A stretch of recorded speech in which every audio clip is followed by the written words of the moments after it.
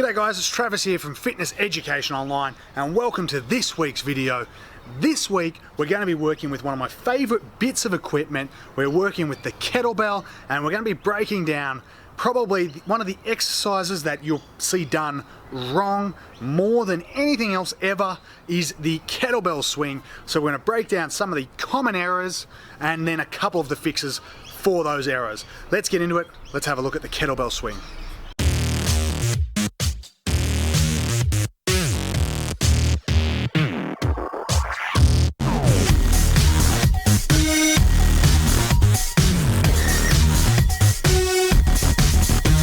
We help personal trainers grow their business. So when it comes to the kettlebell swing, we're going to look at, in this video, we're going to look at two of the most common errors.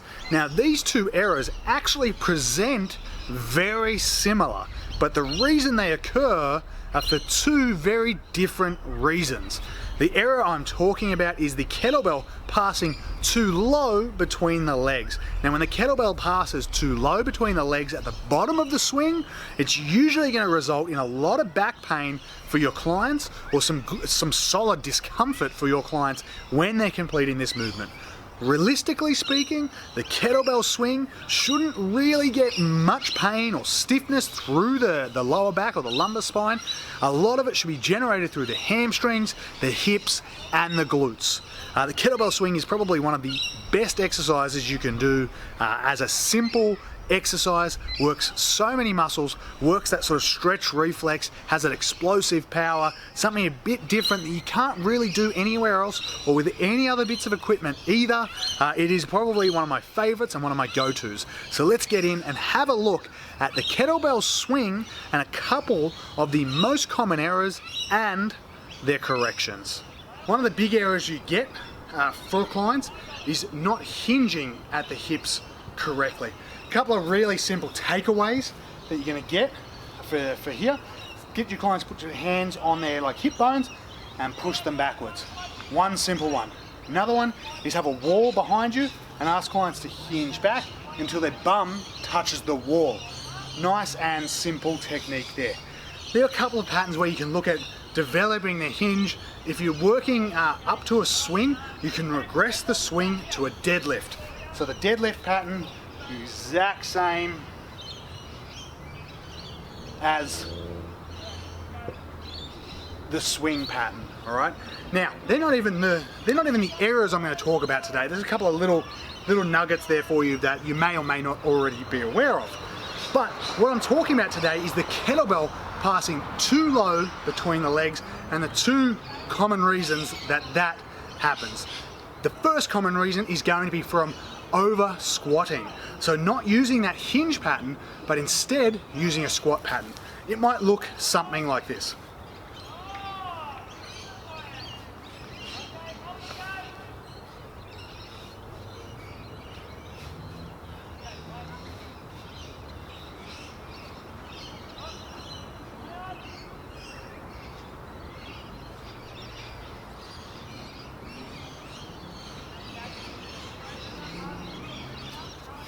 So with the over squatting pattern, it actually isn't the worst of the errors, all right?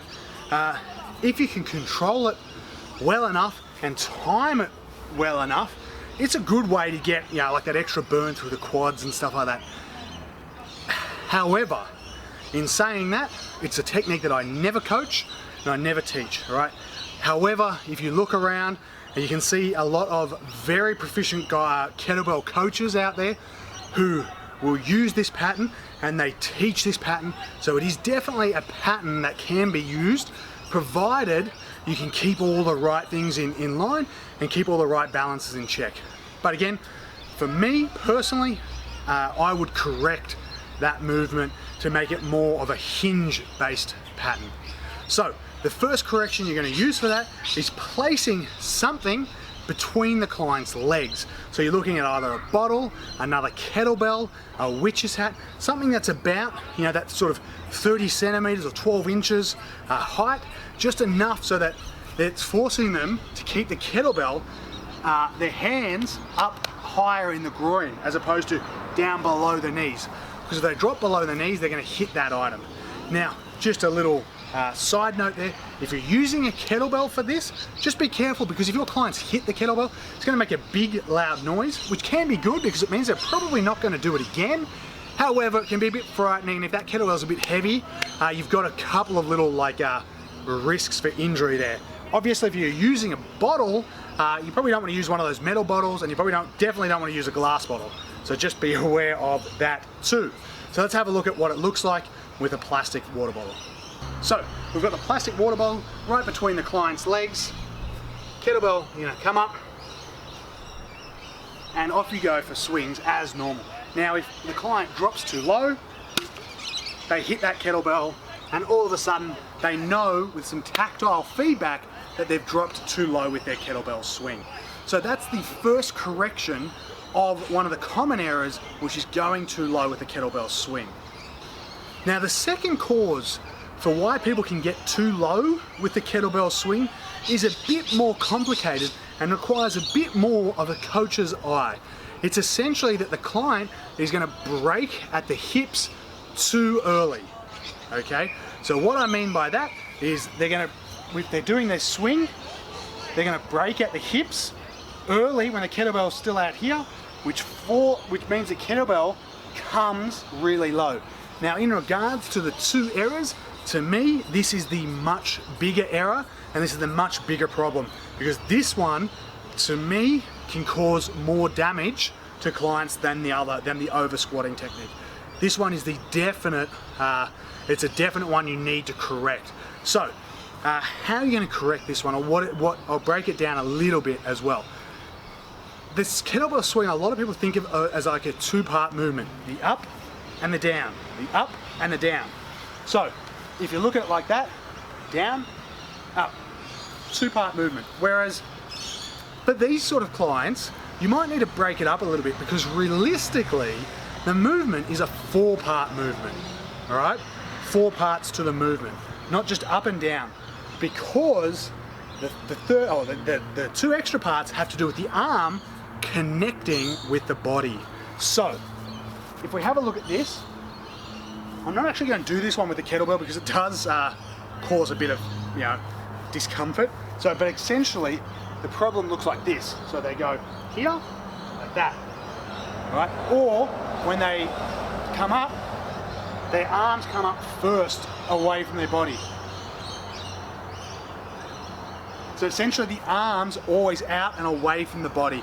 With the kettlebells, with almost all of the movements, you want to keep the arms in, tight to the body for as long as possible, whether it be a snatch, whether it be a clean, whether it be the squat, like the rack position squat. You want to keep those arms in, tight to the body for as long as possible. So one of the quick corrections for this is try and have them hold something under their arms, like tea towel, piece of paper, something like that. That can help, especially with the cleans, but you can also put that in play with the swings as well.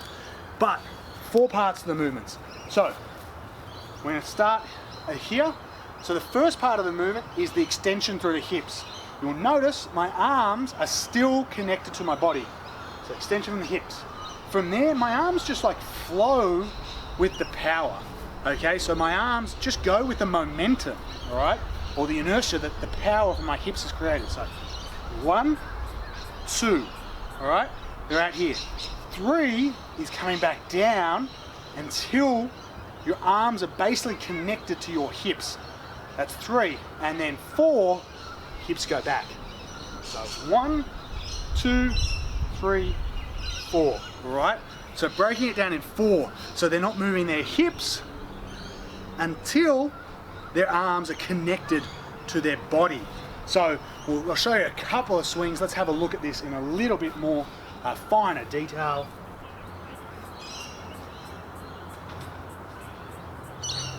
Okay, as we slow this down, you'll see that first phase there is that hip extension, into the second phase where the arms are now leaving the body. We're at the top of the swing, and as the arms connect to the body, that's when my hips start to fold. There they go, and there's the final stage with the hip hinge there. Just going through a few extra reps here so you can see those 4 distinct phases.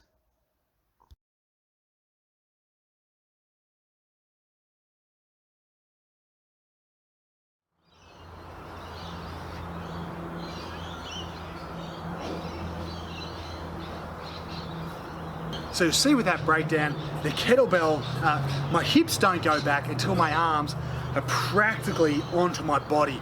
And by keeping it in those 4 parts, we'll essentially stop that kettlebell passing from too low between the legs and fix up what for me is one of the most common errors and also one of the most dangerous errors with the kettlebell swing.